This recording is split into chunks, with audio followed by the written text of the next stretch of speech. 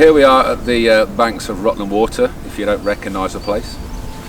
Europe's largest man-made lake. I'm here to do some filming now, and as you can see, the weather's not exactly ideal. We've got a 10-12 mile an hour southwest wind, bright blue skies.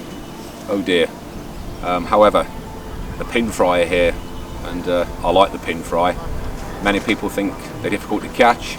They are, but I have a little method that I like to use, and it seems to work. So we're going to go out today and try several methods that I enjoy doing for these pin fry feeders, and let's see what we can produce. I'm going to head down the south arm. There's a lot of fish moving around by the bird hide areas, along to Gibbets Gorse, Berry Butts into New Zealand Point, and more so Sailing Club Bay. Prime spot for lots of pin fry, and I'm hoping to go out there today and catch a few, show you a few tricks, show a few flies, talk you through the tactics, what to do to catch them. Let's see what we can do.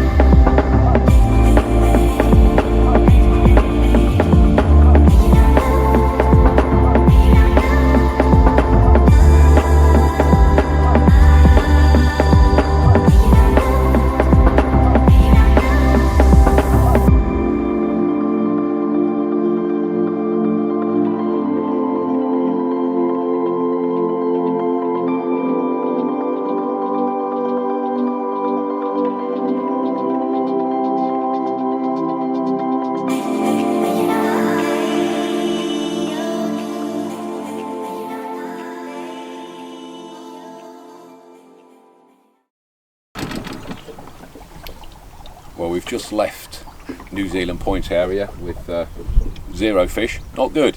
Saw one or two move, but it wasn't happening there really. I think this bright sun's playing a part. But we've just sneaked into Sailing Club Bay here, and I've seen a few moving, so I'm a little bit more optimistic now. So I've switched to the dialbacks and a fab this time with the fish moving, brought them a bit higher up. So let's see if we can catch them.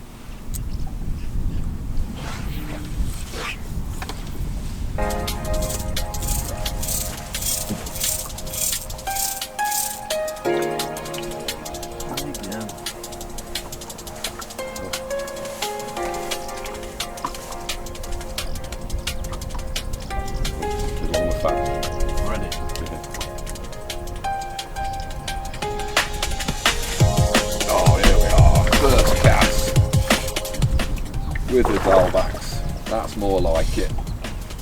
Little size 14 pin fry dialback here.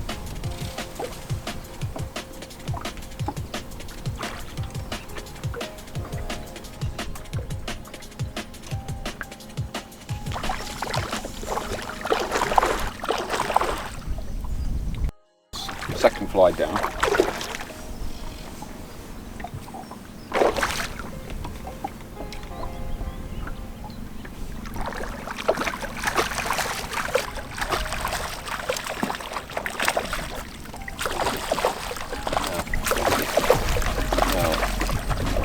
Now that's what I call good.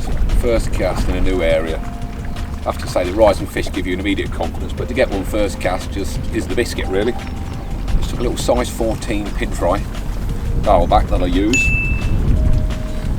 So, all good. It's a bad boy.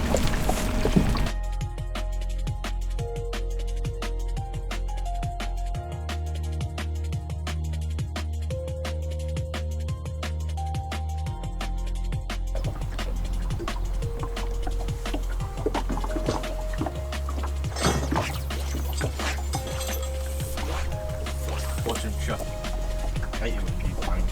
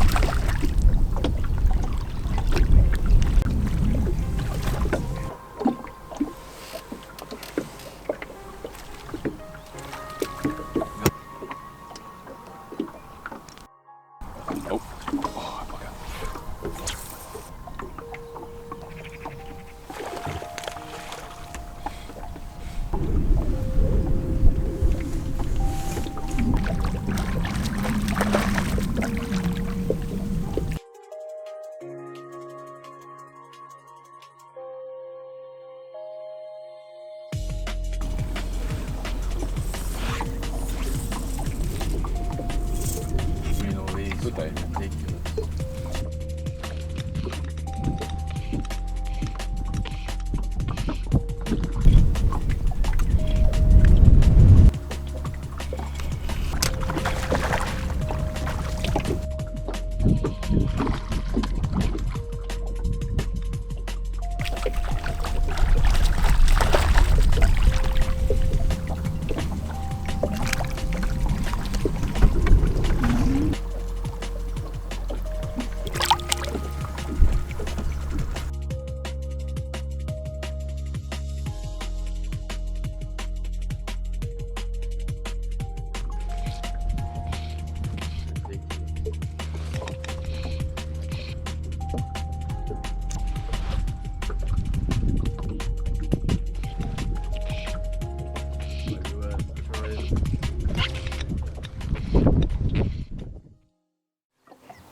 So, today so far, bit of a slow start at Gibbets at Rutland here. Odd fish was moving, but they weren't having it at all, to be honest. 10-15 minutes is really what I give an area. It's a question I get asked most often is, how long do I stay in an area for? How long do I give it until I move? 10-15 minutes. If I think I'm fishing the right flies, in the right area, presenting them right, floating line or whatever I'm decided to do, and it's not pulling, then I'm out of there.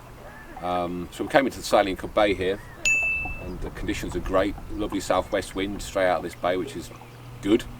10 mile an hour, creating a lovely ripple. Very, very bright today, which isn't ideal in all honesty, but the fish were here, and they were moving. So rising fish are catchable fish. So nymphs was the way today. And how do I fish nymphs? Well, several ways really, but the first thing I start with is a good long leader.